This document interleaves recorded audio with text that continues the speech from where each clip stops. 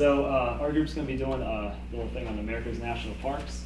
So we broke it down into 5 criteria. Each one of us is going to cover one. It's the closest national park to us locationally, farthest, most popular, least popular, and newest. So I am Dennis Naprowski, and I'm going to be doing Shenandoah National Park, which is the closest one to us. So location, it's located in central Virginia, about 180 miles away, so about three and a half hour car drive. Don't have to take a plane to go there, which is nice. And its total square mileage is 311 square miles. So you can see it's a very long and skinny national park, which means you're not far away from civilization wherever you are. So if you don't like to go out like 5 hours into Death Valley with nothing around you, you don't have to worry about that here. So you can see here, all the tan and gray is all houses, civilized area. Everything kind of reddish, brownish is all the national park. So a little bit about the geography. So it lies alongside the Blue Ridge Mountains. Anyone know the song Country Roads? There we go. Where it's from. So the elevation near the mountains is about 4,000 feet, maybe a little above. The highest peak there is Hawksbill Mountain at 4,005 feet. And that's just a view from it. Very pretty, very beautiful. So some activities you can do while you're down there. Big one's hiking. So it has over 500 miles of hiking trails, and they range in difficulty. You have half miles and mile long trails up to about 100-mile trail that runs through it, which is the Appalachian Trail, runs straight through the park. And if you're gonna go, I would recommend any time during the year, I would recommend going during the fall, just because you get beautiful, that red, orange, yellow landscape flowing through the mountains and stuff, very, very pretty. So some more activities, fishing, you're into that, fly fishing. I know rainbow trout and just a lot of trout in general is very popular to catch down there. Camping is another one. They have 5 official campgrounds located throughout the park, but if you like backcountry camping, there's 196,000 acres of land. Just be aware, there are bears, so be wary of that, you don't want to get eaten. And bird watching, so there's 196 different species if you're into that. Okay, and some reviews here we have. I'm not going to read through them, but just know that I think on Google it's a 4.8 out of 5 average review, and just most of them say it's very photogenic, a lot of wildlife, very beautiful, and they even have some good things you want to think of, like the park rangers are friendly and stuff like that. So that was Shenandoah National Park, and Trevor's going to do the next national park, which is the most popular. Hello everybody, so my name is Trevor Harrison. I'll be doing the most popular park within America. This is the Great Smoky Mountains. So starting off with location and wilderness, it's located on the border of North Carolina and Tennessee, kind of shares that border there. Moving on, park was established in 1934. That's when it officially became a national park. It's the most visited park in America. Has about, let's see here, of approximately 11.3 million visitors a year. So it's a lot of people going to visit. And the mountain range is estimated to be from 200 to 300 million years old, which is one of the oldest mountain ranges within the United States. So continue with the wilderness and wildlife. It's the salamander capital of the world. There's over 30 species there, and the salamanders actually accompany more than the visitors and other animals combined. So there's a crap ton of salamanders there. Also, like the previous park, there is black bears or bears in general. So if you see a bear, obviously you don't want to approach it because they are wild animals. And it's also known for its wildflower diversity. There's over 1,500 kinds of flowers throughout the Great Smoky Mountains, so if that's something that interests you. Next, we'll move to things to do and sights to see. It's a free entry, so anyone can go there, you get in for free. There's no entry fee into the park. However, this was not always the case. It was once privately owned by Tennessee and North Carolina, but in 1930, they transferred their ownership over to the government, and the government removed the entrance fee. So now you can go for free. There's more than 800 miles of trails, including waterfalls, old growth forests, and endless views. So it all depends on what you want to see the most. You would then you would choose your trail based off of that for hiking. And there's 90 historical structures about. These are log buildings from like pioneers, houses, barns, churches, and schools, all created around the mid-1800s, give or take, some earlier, some after. And also Paddle Fontana Lake. So for the lake, it's surrounded by the Great Smoky Mountains. So this picture right here is actually the whole entire lake. And via boat or paddle boat, you can reach many different destinations within the Great Smoky Mountains through the lake. There's also a dam that's 480 feet tall, which is about the size of a 50-foot skyscraper. So it's a huge dam. It's humongous. And then so I'm gonna go ahead and do my reviews or review.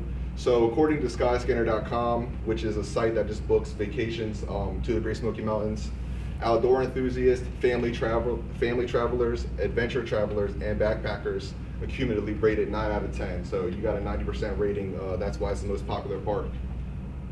And then this is just one review. I went to read real quick. It's kind of long, but I want to go ahead and go over it. I've been going here for over 20 years. Businesses come and go into the mountains, but the natural beauty of the Great Smokies always exists.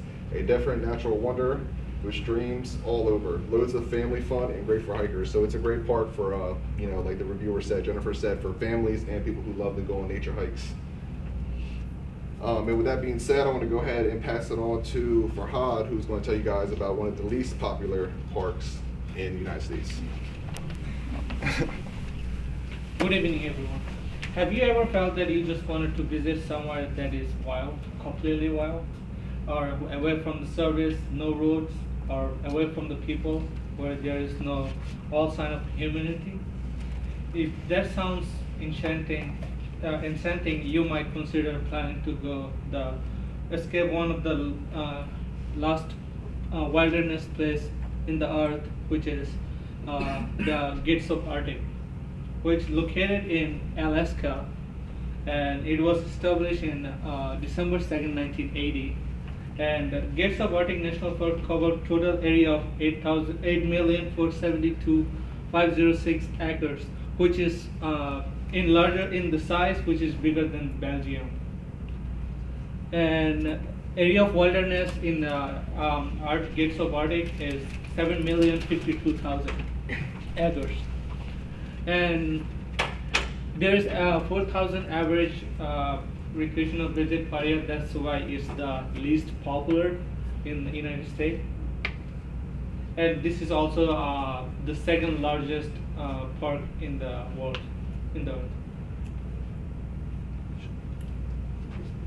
And this is the air taxi. So when you go to the Alaska, first there's the one airport which is 200 miles away from the Gates of Arctic. So you have to take air taxi to get into the Gates of Arctic. And you also have to make a schedule. You also have to let them know like when you are coming back, because like you just don't want to, like, you might get lost somewhere. They won't be able to find you since there is no service or anything. You will have no access. So if you want to go there, like you have to have like prepare with like everything, like stuff. Like there is nobody. And these are the animals that you will see back there. There's a total of 133 species of birds in the park. Bears, which is, and during the winter time you will see a lot of polar bears. That's when it's come out, and some moose. And also especially during the winter times, you will also see more caribou. So geography, the lowest elevation found of Gates of the Arctic is 200 feet, which found at like Kabuk River, and the highest elevation found in the 8,510 feet is called on Mount Igpak. And there's things you can do is hiking, hunting, and birding, camping, and also water and science river, which are also available for people, and also kayaking. And this is the picture, like in the back side of the Gates of the Arctic, where you can see a lot of rivers here, and that's where you can do kayaking and everything. And these are the reviews from the online. And in Google, when I see like 4.5 out of 5. And now Ryan is going to talk about the newest national park in the United States. So, if I were to ask you to imagine a desert, what would your first thought be? Sand, right? So, sand is the attraction of my national park, and I'm going to talk about because it's in a desert. So, not just any sand though, it's white sand. Hence the name White Sands National Park. So, this is the newest established national park.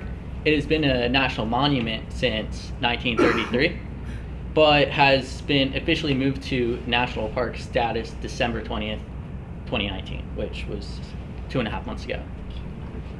So, where is this strange white sand place located? So, location and wilderness, it is located in the city of Alamogordo, New Mexico. So, it's right to the left of Texas, and it's north of Mexico. It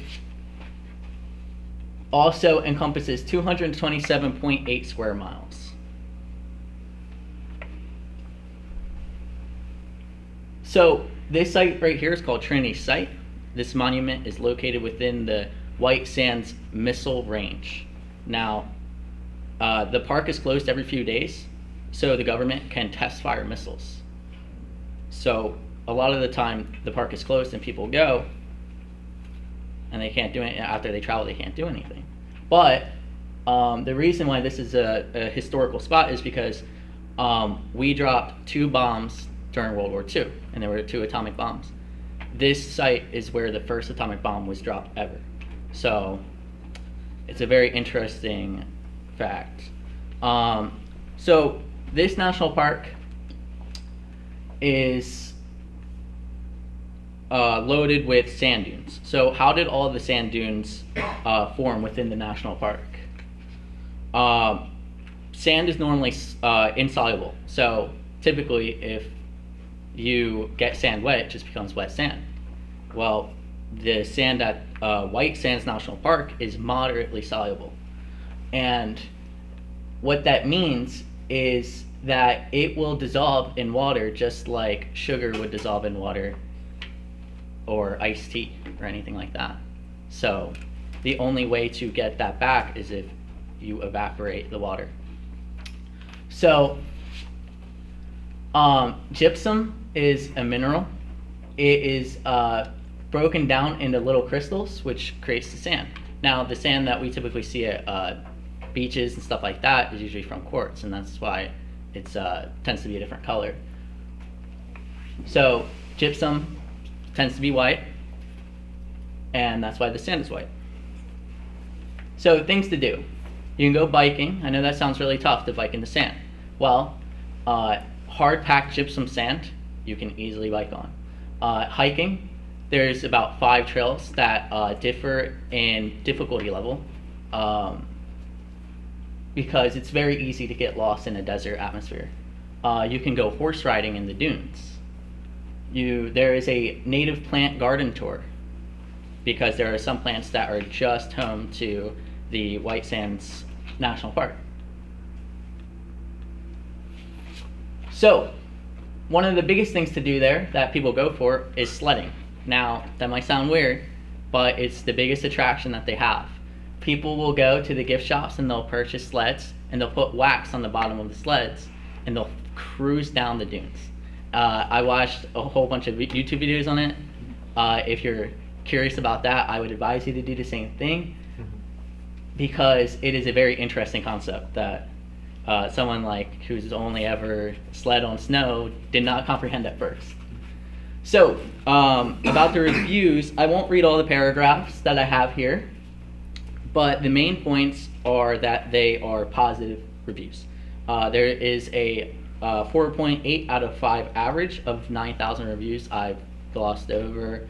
The only negative reviews tend to be ones that the park was closed because they were firing missiles. They tend to say that the sand is nothing like you've ever seen. It's beautiful white sand. And it's also cool to the touch. It doesn't get hot because the way the makeup of the sand is it when the sun hits it, it won't burn your feet or anything like that. So you can go barefoot, and I think that's really cool. So I believe we're ready for the next part. Last up, we have Ron, who will be showing which national park is the furthest away from Delaware. Let me get the clicker. Alright, so next we're gonna have Kobuk Valley, which again, like Ryan said, is the furthest away from Delaware. In researching this, I found that this park is very unique, where because of its size, and I'll go over that in a second. But north of it is and south of it basically have their own landscape. North is more like a tundra, so it's more colder. South is still cold because again it's Alaska, but it gives more of a desert-like atmosphere because there's a lot of sand dunes, and it's interesting because you wouldn't picture that in Alaska. So again, it's the National Park of Alaska. It's open all day, every day, all year. It's never closed. You must get there on a plane. Now, like the park mentioned earlier, you have to take a commercial airplane to the air taxi, and the air taxi